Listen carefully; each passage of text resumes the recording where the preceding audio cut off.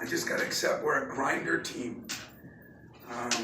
Every time we got a big lead, 9 points, 12 points, we just found a way to make us uncomfortable, but give us credit. We grind it out, and I guess we're not going to be pretty, but pretty doesn't get you any wins anyway. Before I go into anything, I gotta tell you that, I do a lot of work to try to somewhat control the Izzo. And if there's things not being said, I, email them, I talk to them, I catch hell both ways. If too much is being said, if not enough's being said. But I gotta be honest with you, I was kind of getting upset at the chance of Dakich until I got in the locker room and I asked, what was that all about? And somebody read me his tweets, the social media. And if I would have known that before the game, I would have embarrassed myself almost as much as he embarrassed himself, and I would have led the chance. Because calling us whiners and that is kind of unprofessional. Classy broadcasters like George Blah and everybody else wouldn't even think to do something like that on TV. But saying our students couldn't get in there, and he's doing games for Michigan when his son's there, that is a disappointment, and that is ridiculous. And I think it's funny because I got no respect for him for that. And I'm going to publicly say it. You can tweet it, you can read it, you can do whatever you want with it. But Twitter got him in trouble, and he earned it. And I'm surprised ESPN would let somebody say something like that. That works for him. So that's off my chest now. Another one for Twitter. Another one for Twitter. But Danny owes our fans and our students an apology. And I probably won't get it. But, I've always gotten along with Dan. But as you know, seems like this year, a lot of people have been mad at me. But I would have loved to get in that Izzo and join those chants if I was on Twitter. Thank God I'm not. Thank God some of my friends are. So there's the commercial today, and now we'll get back to the game. I thought we played very, very good basketball at times. I'm a little disappointed in you guys on that because you're all just looking like that was okay. You think that was okay? No. I said so a lot on Twitter myself. Huh? I said so a lot on Twitter myself. God bless you, except I don't tweet or I'd say it, but I'll say it publicly. That way everybody knows who's saying it. But I thought at times we played really good basketball. I'm telling you, that is a good basketball team. They've got veterans, talented guys that are hard to guard. We struggled with the dribble penetration in that first half. We had a couple guys that just couldn't guard anybody. And I thought Miles had a very average game, and I told him it after the game. What I really liked, though, is when he gave up 5 points in a row, it was the first time in a while that, it was a gut check for him. And like great players do, he rose to the occasion. And I think that'll be the best thing I got out of tonight, Elvin Ellis stepped up. Nick Ward did a pretty good job. We covered the ball screens better. We just didn't have some guys that defended as well as we needed to. But when you ask me about our substitutions and why this team turns it over, hey, we're going to keep trying to improve on it. We had 5 the first half and 11 the second. But we're a grinder team, guys. And you know what? I'm proud of my guys for being that way. It's a blue-collar team. I don't mind people calling me a blue-collar coach or blue-collar team. So all in all, I think we beat a good team. There is pressure on these guys. Everybody knows I already unleashed the white elephant in the room. I already talked about it. But I was proud of my guys tonight for hanging in there. And we've been practicing better. And we've been playing better. It's those stretches, up 12, up 1, up 9, down 1. And I think I've done a poor job at using my timeouts. I know in the NBA, somebody goes at maybe a 6-point run and there's automatically a timeout. But those guys have 20 of them. When they cut our extra timeout, it really makes it hard for me to do that, and I think I've done a poor job of that, so I'm going to have to really evaluate my own ability to stop runs like that. So, questions, love to answer. I'd like to ask you about Alvin real quick. Yeah. I mean, obviously stepped up, made the 6 3-pointers. That's a guy that could have quit a long time ago and hasn't, and stuck with it. And you've stuck with him. Would you talk about tonight, please? Well, it's funny because I started my pregame speech out with, when I got in this morning and did some work, and I walked into our video room and I heard the ball bounce. I looked down and there's Alvin Ellis shooting with one of my GAs. And that's how I started off my speech, because that didn't happen a lot in the last 3 years. And I don't know, like I said, I think and everything tonight is about you get what you deserve. And Danny will get what he deserves. And Alvin got what he deserves. So it's, America's a great country.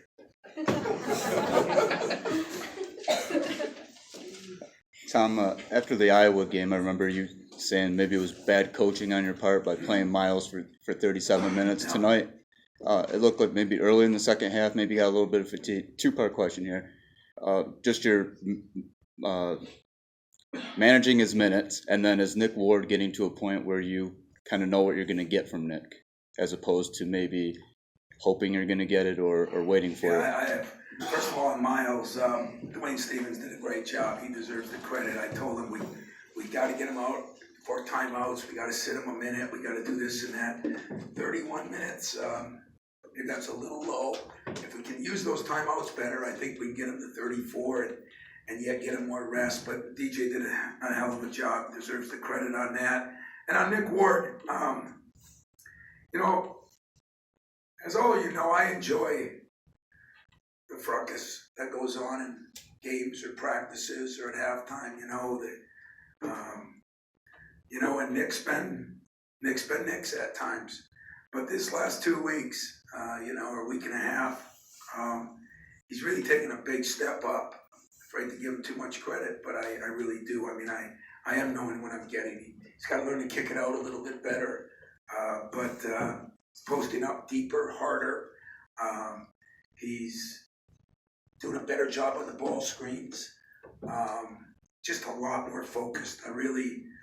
I give him, Elvin was great, Miles was great, but other than a couple of plays, Nick did some things that would help us win 2 or 3 games, including going 5 for 6 from the free throw line. I mean, that's pretty good. So give DJ credit on that too. So maybe DJ should coach the team. He did a hell of a job with him on the free throw shooting too. Coach, you talk about the ebbs and flows. I want to focus on the start, though, and Alvin was a big part of that, but it wasn't just him. It seems like you guys came out determined to throw the first punch, do it early and often, attacking the basket. Was that a mindset coming in overall, specifically according to how you wanted to attack Ohio State? Where did that come from?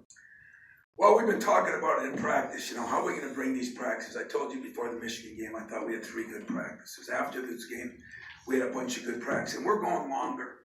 People wonder why we're playing more people. We're going 2.5 hours, which this time of year is really weird. But there's so much teaching to be done. There's so many young guys. It's just the way I have to do it. And to be able to practice like that good at this time of year, I think speaks volumes for the guys. And so I told them, I apologized to them. I said, this is what we got to do. And we're going to do it. And they're jumping in. And I thought we did come out. My whole battle cry is, can we take the practice to the game? Can we take the practice to the game? And I thought we did that. All those punches, we still have our moments when all of a sudden we just didn't guard anybody for that one stretch. And that's odd. I don't know what they ended up shooting, 41%. They were down in the 30s quite a bit of the time. So, we did a decent job on that. But, we wanted to get out to a good start, especially with our home crowd. I thought they were great. And guys were great. I mean, guys, I'm telling you, that's a good basketball team. And sometimes we had those 4 freshmen out there, and they had some veterans, and it's just it's different to look at it from the bench because sometimes it looks like boys against men. Except for Miles. Obviously, Allen had the big day, but you had a couple other role players with big moments. Kyle Arns shoots that 3 with confidence. Joshua Langford with the putback dunk. Those were big plays that kind of kept spurts going or in big moments. your role players, some of those younger guys, how essential is it that they continue to play with confidence like that? And where, do you feel those guys are in a different place than they've been? Well, I've been telling you guys about Josh Langford forever. He's got a sweep and go baseline. First play of the game, sweeps and goes baseline. Last game he did that, and the offensive rebounding. I said he'd be a Charlie Bell, a Jason Richardson, whatever, Gary Harris, all the guys that did such a good job at that position.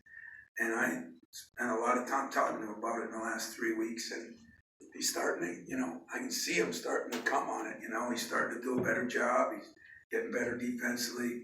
He's going to be a hell of a player because he's smart, he works, and he cares. And so I thought he did a great job. Kyle Arns has been playing a little better. He's the one guy that can shoot the ball. So if we get Miles some minutes with him, and that was good. But you're right, we had a lot of role players. I mean, Cassius, did a lot of great things. He struggled defensively, but he has 9 assists and 3 turnovers. So we're still growing in that area, but it's getting better. And I think the guys knew that we had a grinded out game. In the locker room, I think they felt almost good about that. I mean, that's the way it's going to be for us. We're not gorgeous. We're just Valentine's. Nobody probably got any cards on our team. We're not the darlings of Valentine's Day. We're just the grinders. Back to Alvin Ellis, he talked about wanting to stay here and not transfer and earn his playing time. You think about the game he had today in Minnesota, how thankful are you that he chose to stay and grind it out, so to speak? Hey, there were times, that I questioned Alvin Ellis, and what I thought he did for 2 years was not what you need to do to play at this level. Last year started getting a little better, and this year, he had the one thing that this team doesn't have a lot of. He's tough. He's a tough kid, and he started making shots. But believe it or not, he's been really good defensively the last 3 games, and so I'm happy for Elvin. Anytime a kid goes through tough times, and this day and age when everybody transfers, quits their job, get a new job, change here, change there, go to 3 high schools, 4 AAU teams, all the things. He did. He gutted it out. And you know what? It might end up being a heck of a deal for him and a great way to go out as a senior. So my hat off to Elvin. I'm happy for him, proud of him, and excited because hopefully they'll teach him life lessons that you don't just get to leave places. You gotta, sooner or later, you gotta look in the mirror and say, am I doing my job? And I think he's done that, and he's worked a lot harder, and good things are happening. Tom, you talked about wanting to get out and push the pace and run a lot, 24 on the break.